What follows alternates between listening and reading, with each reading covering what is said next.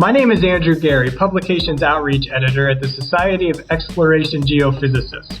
I am joined by Kurt Marfurt, Professor of Geophysics at the University of Oklahoma's ConocoPhillips School of Geology and Geophysics and Editor-in-Chief of the scholarly journal Interpretation. The journal aims to accelerate innovation and interpretation for resource exploration, exploitation, and environmental stewardship. Interpretation is jointly published by the American Association of Petroleum Geologists and the SEG. Kurt is going to highlight some of the articles from the May 2016 issue. Welcome, Kurt. Well, thanks for the invitation to this podcast, Andrew. Yes, I've been the editor of Interpretation since October 2015, taking over from Younghae Sun, who was our first editor. Well, the May issue contains 34 papers, including 11 technical papers and one paper in the Tools, Techniques, and Tutorials section. Let's start with a letter from the editor that was co-authored with Isaac Farley, SEG's Digital Publications Manager. Why did you feel it necessary to dedicate the letter from the editor to this subject, including recording several tutorial videos to support authors? I'm glad you gave me the opportunity to talk about this. The focus of the May and August from the editor section of Interpretation are prompted by two forces. The first force is generational. Most of our student, young professional, and mid-career geoscientists, they access information digitally, preferring online versions of newspapers, online versions of professional journals, such as Interpretation. Even older geoscientists like myself, I prefer to read a newspaper in print in the morning, and I like to page through a journal, Interpretation, and Geophysics as it comes out in hard copy.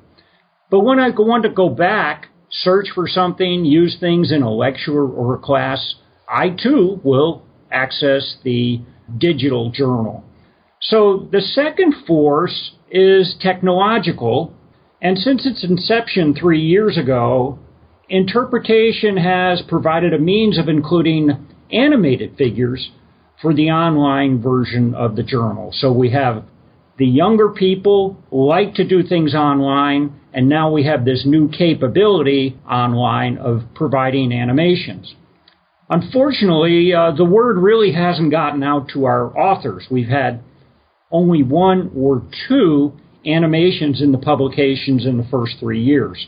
So in the May issue, I worked with Isaac Farley at the SEG to generate a suite of example animations and instructions on how to generate them. These animations, they can be as simple as a seismic section, a with and without interpretation, a well log, with and without interpretation, traditional seismic images before and after applying a given filter, or they can be quite fancy, a fly-through or rotation of a geobody like a three-dimensional salt dome or of a complex reservoir. Now, such animations, we use them all the time when we give presentations at the SEG International meeting. So we make use of animations routinely. And what Isaac has done, he's shown how to use PowerPoint to take 3 or 4 slides and generate a movie loop out of them. And then we upload that video as our animation file in the online version of Interpretation. One thing that I like that you say in the letters to the editor is that it helps validate the author's observations. So it can help prove the point a lot easier with an animation than just an image or even a figure. That's correct. When you're side by side, it's very difficult for a human being to be not prejudiced by the interpretation on top of it. So by animating through, it's really not your eye, it's your brain is able to image the differences between the uninterpreted section and the interpreted section, or the data as it came into a processing shop, or the data after it's gone through a new filter to improve it. So you see changes in sharpening or improvements in bandwidth. And something to keep in mind for authors, the research has shown that for scholarly articles that have some video or audio component, they have substantially more readers and more viewers. So it's another way to get your information and your research into as many hands as possible. I agree with that. When of course, being a professor, I work with students, and they're forever grabbing little video clips from the web to show a complex mathematical concept or a wave propagation phenomena. So moving ahead, in the special section, Unconventional Exploration and Production, Achievements and Remaining Challenges, there is an article by Christian Slanger, Dario Grana, and Aaron Campbell-Stone discussing how to use expectation maximization, EM, to distinguish between reservoir and non-reservoir quality shale facies. What excites you about this contribution regarding unconventional resources? Well, expectation maximization, or EM for short, is one of several emerging technologies that fall into the general area of what many people now call data analytics. While many of our listeners may not be familiar with this word, they're familiar with the process. So anyone who's bought a book on Amazon.com or on Google has been confronted with pop-up menus. And the pop-up menus say, other people who have bought this book have also bought these other books. And it's not limited to books. It can be electronics, music. Last week I bought some automotive parts. It showed me all the parts that connect to that automotive part. So they're doing statistics. So companies like Google and Amazon have tens, if not hundreds of millions of purchases from which they can generate probability density functions. So what Schlonser and Grana and Campbell-Stone have done, they are taking well logs, and in a resource play, we won't have one well or two wells. We might have hundreds of wells. We can start to generate statistics. The statistics are multidimensional. Why are they multidimensional? Because we have different kinds of logs. We'll have logs that are sensitive to density, to p-velocity, to self-potential, to gamma ray behavior, etc. In unconventional reservoirs, one of the things of greater interest is the rock brittle or not. Now, can we use those few logs that measure brittleness directly or indirectly, find relationships with the simpler logs, triple combo logs, for example, which are used in almost all wells, and then, given those triple combo logs, find out areas that, from a probabilistic point of view, are going to be more brittle or more ductile. Now, this fits neatly, this probabilistic Gaussian statistics technique doesn't tell you this is brittle and this is not ductile. It gives you a probability that it reaches a certain level. And this kind of statistical approach actually fits into one that is used by almost all the major oil companies for 20 years, called risk analysis. So in a major oil company, if you're going to drill a prospect, you need to put numbers on what's the most likely thickness of the reservoir, and then, well, what could be the smallest thickness, what could be the biggest thickness, and you put numbers on those, and they go into a Monte Carlo simulation. So having numbers for things like brittleness and permeability, percentage of fractures, that fits nicely into the quantitative risk analysis. As a non-geophysicist, I found this article particularly interesting because I really liked how they gave the geological history of the Marcellus Shale. And I don't know if these particular terms I could grasp a little more, but I was following along pretty clearly on this article and understood what they were trying to do and what they did achieve. And I enjoyed reading this one. Well, I'm glad you mentioned that, because one of our objectives in interpretation is to have special issues that are basin specific. And in particular, right now we have a call for papers on the Eastern Appalachian shale plays, the Marcellus being the biggest of them. There's also the Utica and maybe some others. The readership wants to know not one view on the Marcellus. They would like to see maybe 8 or 10 different views, and is there consensus by the industry as to whether a given workflow is useful in their basin, not somebody else's basin. So moving on, Jingming Wu and Dave Hale continue to build off their past research in their new article titled Automatically Interpreting All Faults, Unconformities, and Horizons from 3D Seismic Images. What does this latest advancement by Wu and Hale propose? Well, computer-aided seismic interpretation has been a major goal of seismic interpreters since the early 1980s, when companies like Landmark, Scitex, and the forerunner of Geoframe came up with their first interpretation workstations. Today, given good quality seismic data, almost all commercial software provides a means to auto-pick seismic reflectors. They also provide seismic attributes that highlight seismic discontinuities, such as faults. Now, Wu and Hale do this quite nicely in terms of auto-picking not just the reflectors, but also the faults. But they address a much more difficult problem. Can a computer estimate the throw about a fault with minimum human intervention? Where do you see the next advancement coming in this research? Well, quantifying such throw is it's critical to planning lateral wells. You want to stay in your zone of interest. However, it can also help, and using things like finite element modeling of stresses and strains, it can also help define what the strain was in the geologic pattern. So how did this throw evolve through time? And then by knowing the shape of the fault and its deformation history, can we estimate which areas are going to be more likely to have natural fractures in them and therefore have higher permeability? Their results that they show are excellent. They're using a good quality data set.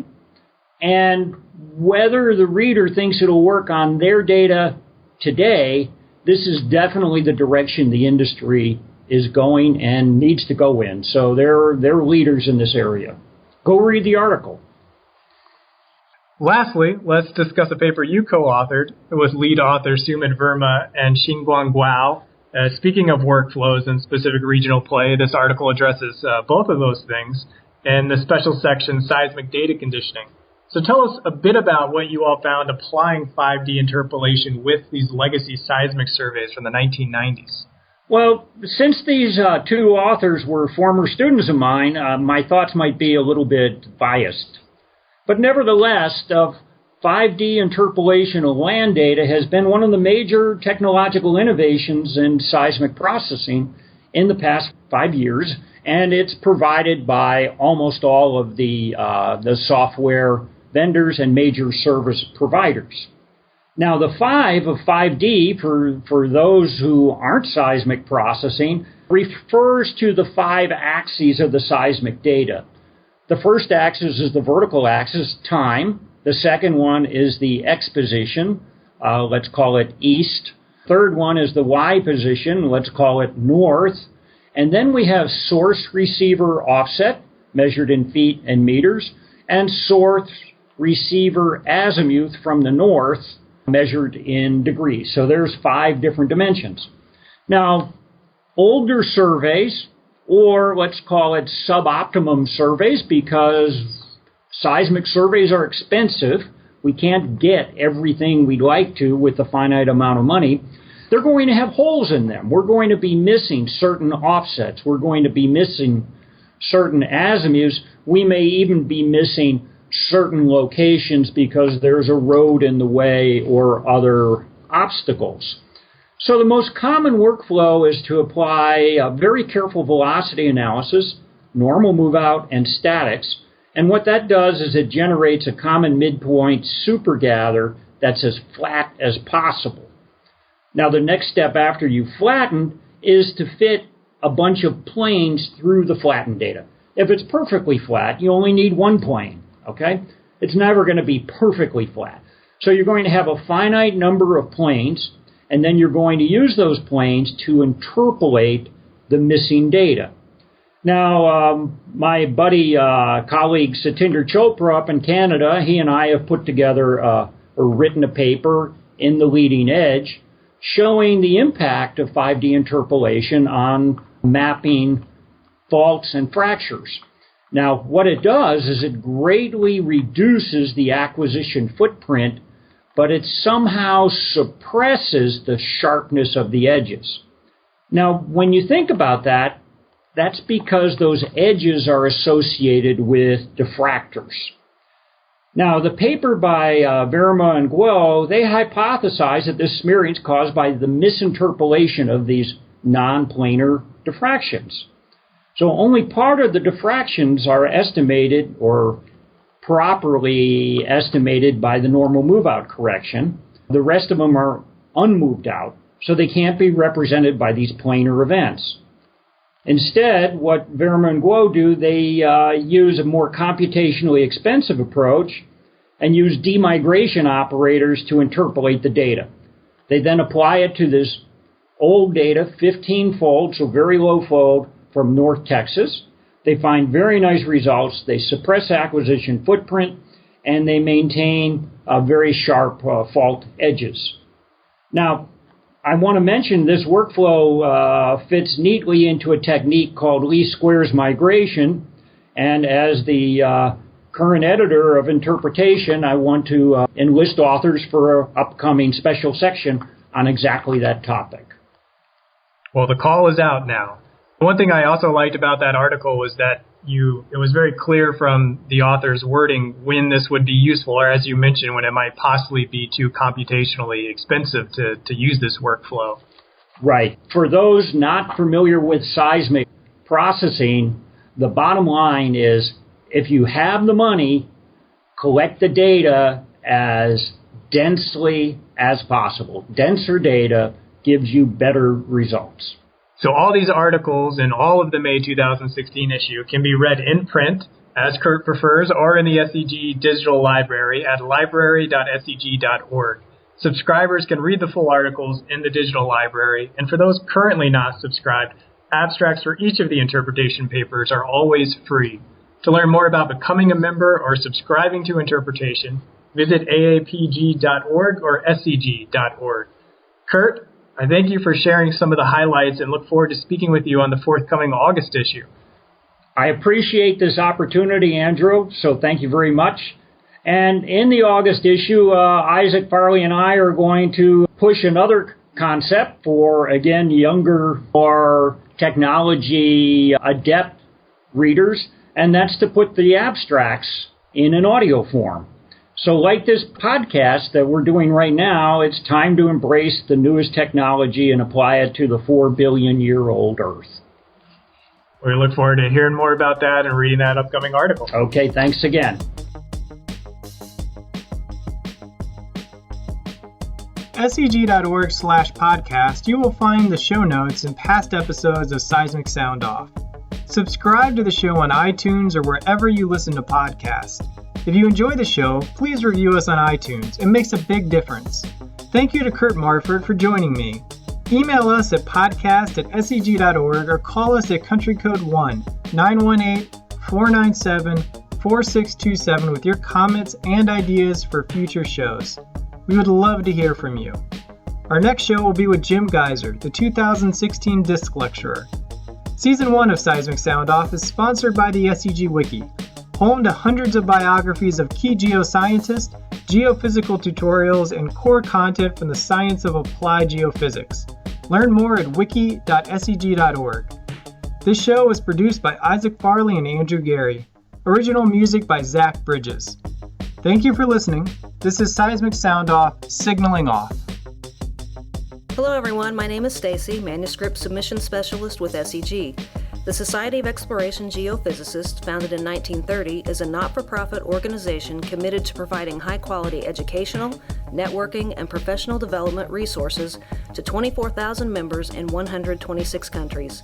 To learn how you can become a member of SEG, please visit seg.org. I look forward to helping you further your career as a member of SEG. Thank you for listening, and please come back often.